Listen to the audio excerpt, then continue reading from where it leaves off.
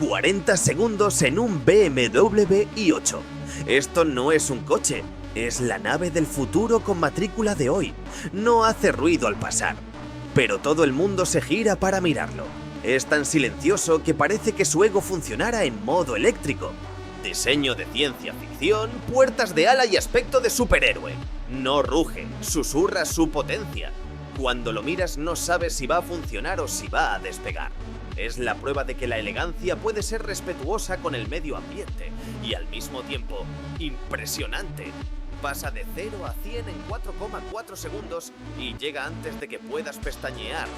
Este coche no compite, muestra cómo será el mañana.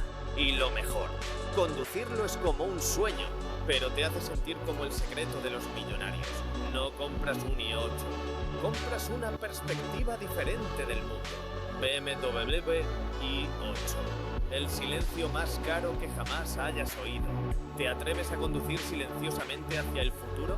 Cuéntamelo en los comentarios, piloto. Down Arrow Battery.